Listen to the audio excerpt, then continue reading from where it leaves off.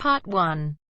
I'm thinking of taking a year off university next year, and I'd like to travel around Europe. First, you have some time to look at questions 1 to 7.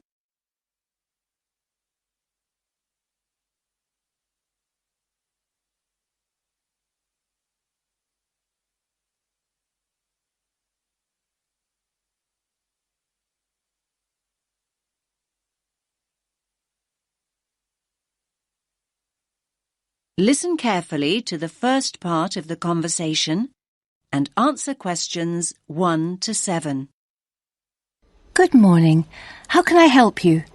I'm thinking of taking a year off university next year, and I'd like to travel around Europe. OK then. Do you have any idea where you'd like to go? Well, I was thinking of starting in France and then working my way up to Eastern Europe, possibly going as far as Slovakia. Well, there are a number of ways you can do this, and we have various options available. It really depends on your budget and how you'd like to travel. That's just the thing, really. I've just finished my second year at university, so obviously I'd like to do it in as cheap a way as possible. That's fine. Could you give me a rough idea of the price range you're looking at? Realistically speaking, I'm hoping to pay between about £700 and £900. I could stretch to £1,100, but that's really my limit. How long are you thinking of going for? About 10 months. To be honest, you'd be better off travelling for about 7 months, if that's your budget. OK, that's not too bad. So, how would you suggest I travel? Well, because of the time limit, I don't think walking is a viable option. Of course, in this day and age, the most convenient way to get around is by flying, particularly if you've got quite a bit you want to see in a short space of time. Saying that, I still think the best way to get around Europe is by train.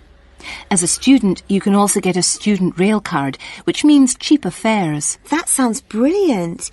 How do I go about getting a rail card? Well, if you decide that's what you want to do, then we can organise that all for you. You'll need to fill in a form and provide us with 2 passport photos, and we'll do the rest. It costs about £36 plus about £10 administration costs. Great. That's really not expensive at all. And what about buses?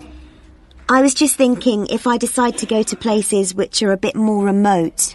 There are always local buses, but these are not always a good idea. They can be quite unreliable and in some areas quite dangerous because the buses tend to be overcrowded and some of the drivers drive way too fast. So I would suggest you don't do this. That sounds quite frightening. So what are my options then? You could hire a car, but it can be expensive. Still, I do think if you're thinking about going to smaller towns and places which are off the beaten track, then hiring a car is by far the better way to do it. You can also look at sharing the costs by hiring a car with someone else. That's a good idea. I guess I could put a message on the internet. You could do that, but don't forget that you meet people when you're travelling, and you'll probably find someone who's going to the same place as you are. That's true. I want to stay in youth hostels, so I'm sure I'll find people who are interested in going to the same places. Oh, one last thing. What about taxis? I was thinking about if I go out at night. I use taxis all the time here. But taxis abroad are a different story. In certain countries, they're no problem, but by and large, taxi fares are high. Oh. If you do go out at night, try walking home, but make sure you don't do this alone. Try and find people to go out with at night or come home at a reasonable time. But if you're staying in youth hostels, you should find plenty of young people to go out with at night. I'm sure I will.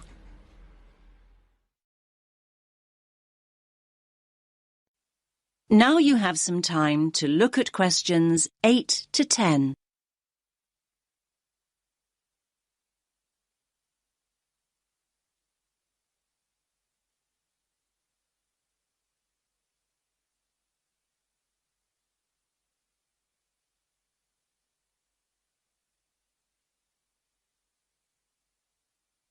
Now listen to the next part of the conversation and answer questions 8 to 10.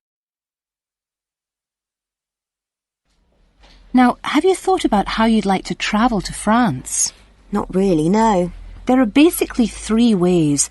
You can go by ferry, which leaves every day and night, or there's the hovercraft, which is more pricey, but will get you there quicker, and, of course, you could fly. Well, I don't think flying is an option for me, as it'll be too expensive. So I suppose I'll choose one of the other 2. It's a pity, really, as I don't fancy the idea of travelling by sea. Last time I did that, I got terribly seasick. Well, you're in luck then, as at the moment there's a special deal on flights to France. Ah. In fact, a plane ticket is now half the price of a ferry ticket, which is usually the cheapest option. That's great. I'll do that then. I much prefer flying anyway. I'll need to get some details off you then. Firstly, how will you be paying? Cash, cheque or credit card? If you pay by cheque, you'll need a cheque guarantee card. I don't have my chequebook with me, so it'll have to be by credit card. Fine, that's no problem. If you could just sign over here, and then we'll have a look at flight times, and I can sort out a youth travel card for you. Fine. Oh, can I use your pen, please? No problem. Now, let's look at times. There is a flight leaving at 9 a.m. and one that leaves half an hour later, or you can choose a later flight at 11:30. No, I think 11:30 is too late, so I think I'd prefer the flight that leaves after 9. I'm not very good at getting up in the morning. No problem. Just give me a moment. Right, that's booked for you. Please remember that if you want to change this, you must give 24 hours notice or you will lose your place.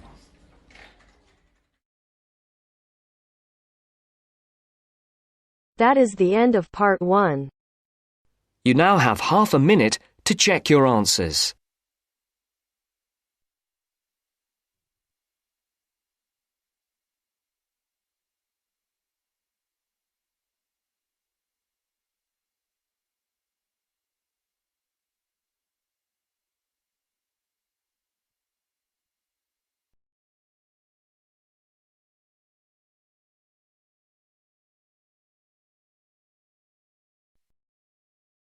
Now turns to part 2. Part 2. You will hear a recorded message giving information about an area where tourists can visit to taste local food. First, you will have some time to look at questions 11 to 13.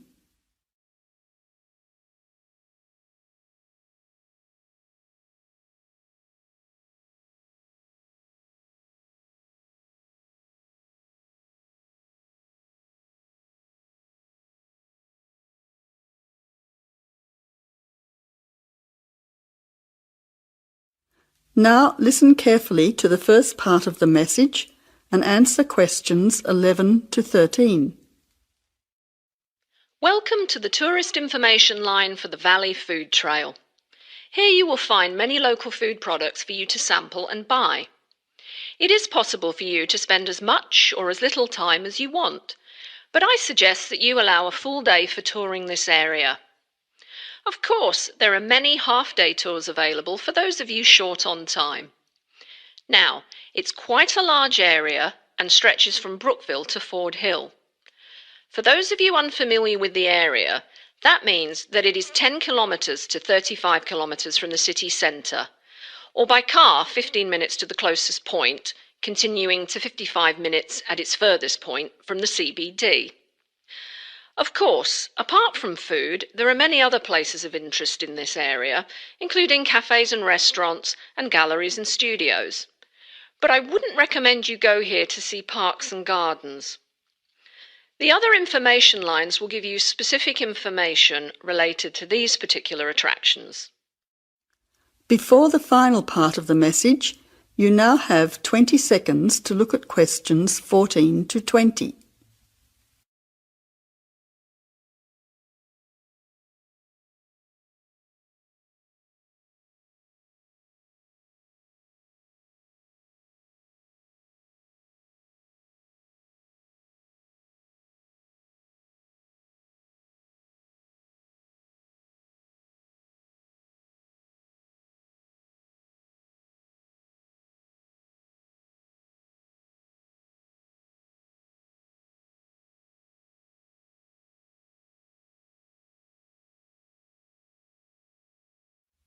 Now answer questions 14 to 20.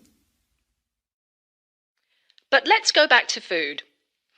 If we begin in Brookville and head north towards Upper Valley in a clockwise direction, passing West Valley on West Road, we cross over Coast Road to come to our first place of interest, Magic Coffee.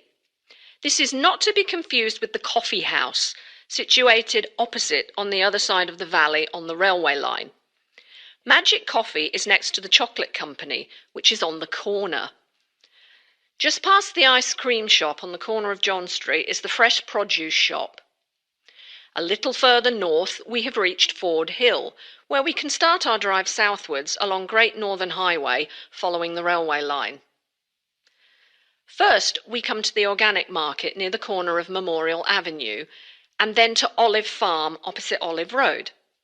Just before we come to the next street crossing, we see the Honey Pot, which is practically opposite the coffee house. There is another chocolate company which sells nougat as well, just nearby. Following the railway line along Great Northern Highway, we return back to Brookville.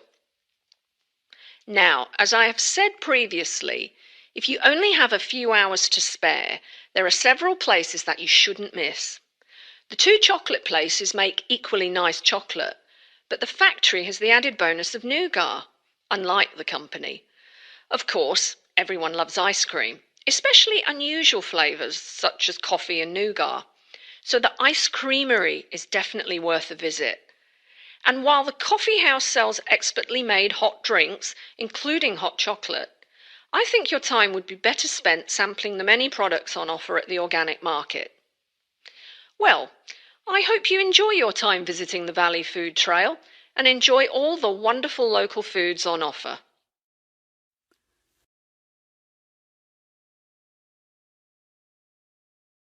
That is the end of part 2. You now have half a minute to check your answers.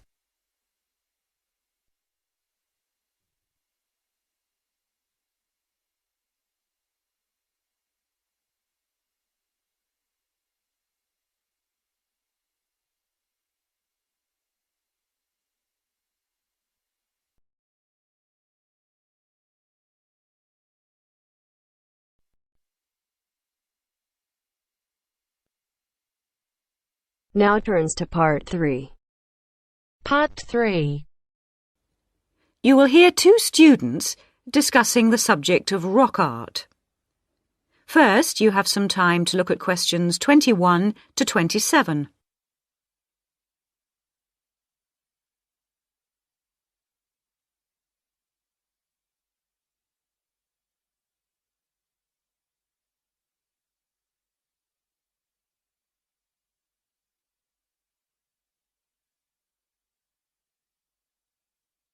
Now listen carefully and answer questions 21 to 27.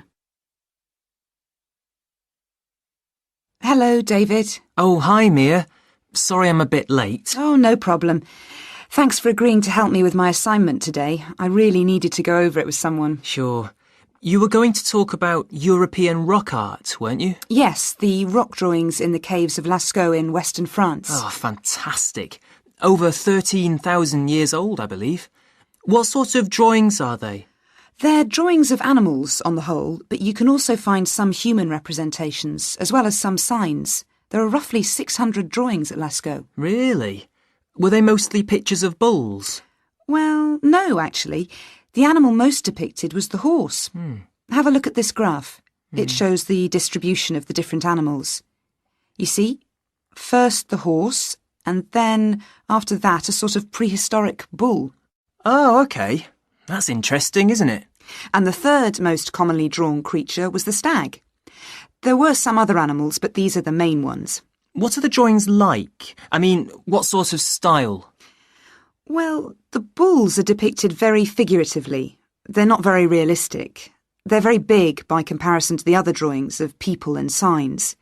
They appear to be almost three-dimensional in some cases, following the contours of the cave walls, but of course they're not. Amazing. Perhaps they felt these animals were the most impressive and needed to be represented like that. Yeah, maybe. The drawings of humans, by contrast, consist of just simple lines, like the stick figures my little sister draws. Perhaps humans were seen as less important.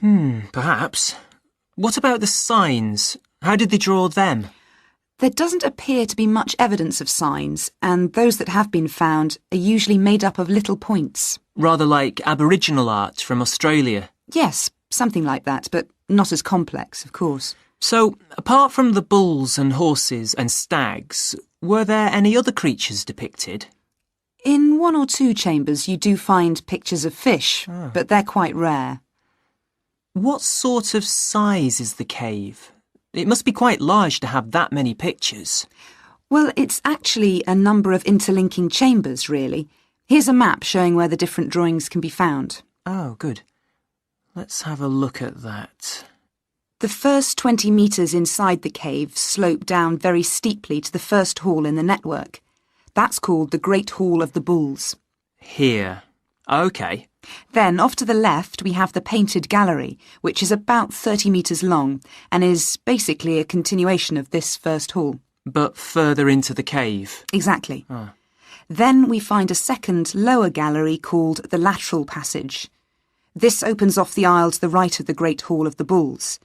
It connects the next chamber with an area known as the Main Gallery. At the end of the Main Gallery is the Chamber of Felines. There are one or two other connecting chambers, but there's no evidence of man having been in these rooms. Before you hear the rest of the discussion, you have some time to look at questions 28 to 30.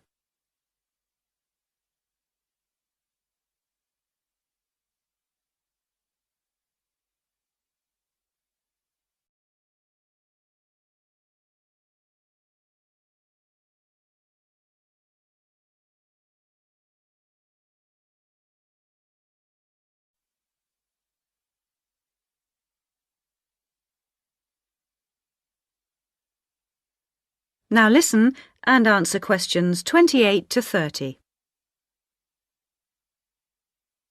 Is the cave open to the public today? Well, no, because after the initial discovery in 1940, it was opened and literally millions of people came through to see the drawings. Then, in the 50s, the experts started to worry about the damage being done to the drawings, and the government finally closed the Lascaux cave in 1963. Is that so? It wasn't really the tourists that were doing the harm, but the fact that after thousands of years the cave was suddenly open to the atmosphere, and so bacteria and fungi started to destroy the pictures. You need a special permit to enter the cave now, and very few people can get that, unless they're scientists or have some official status. It's a shame, but I can see that they had to do something to protect the cave. So that means you can no longer see this rock art? Well, not exactly. What they've done is recreate the drawings in a man-made cave, which you can visit. Oh, brilliant. Yeah, the authorities decided to reproduce the two best sections of the site, so they've created a life-size copy of the Hall of the Bulls and of the Painted Gallery. It's just a cement shell, which corresponds in shape to the interior of the original. So now you can visit the caves without actually harming any of the 13,000-year-old paintings.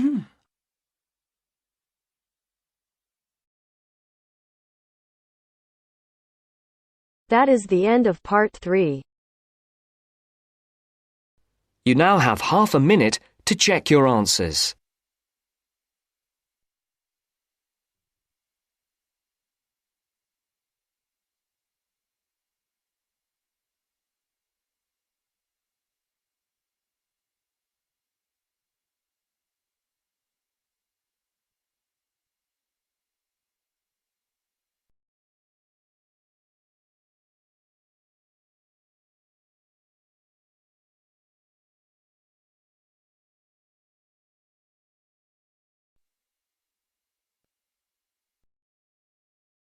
Now turns to part 4. Part 4. You will hear part of a lecture on the current and future use of mobile phones. You now have 30 seconds to read questions 31 to 35.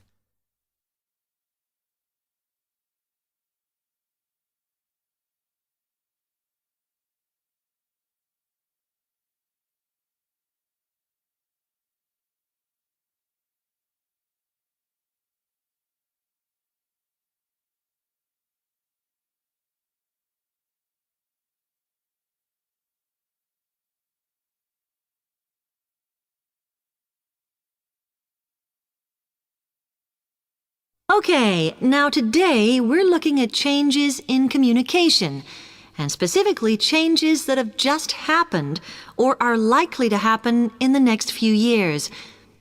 Key to this is the mobile phone, which is increasingly being seen as an all-purpose system rather than just a phone.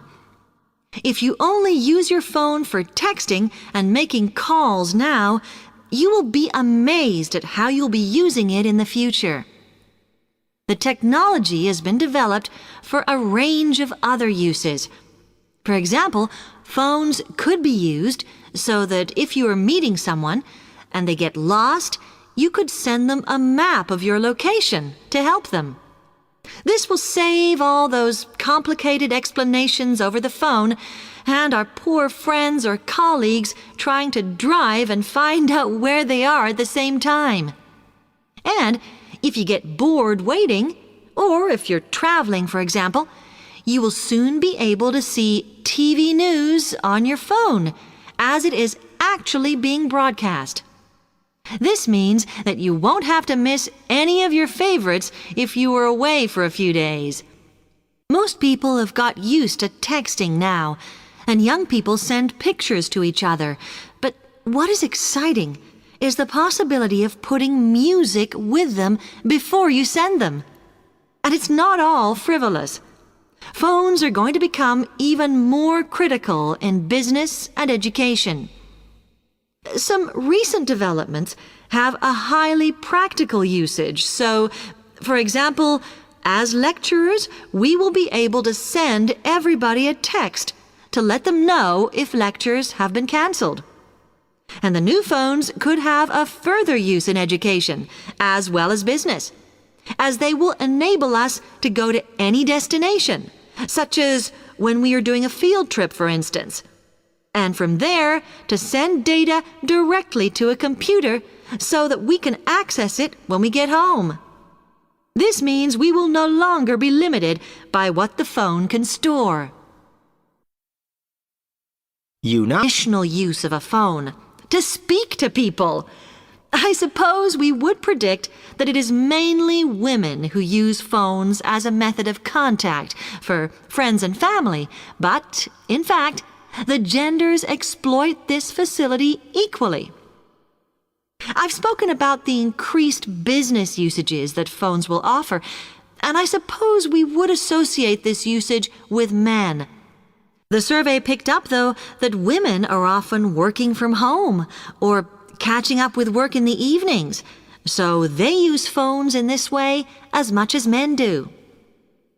Most of us are aware we can store photos on our phones. It's an ideal method of capturing a moment wherever you are. Women tend to be the group that keep photos on their phones, but it seems that men use their phones to actually take pictures much more than women do. And of course, all this knowledge affects the marketing that the companies will do in order to sell.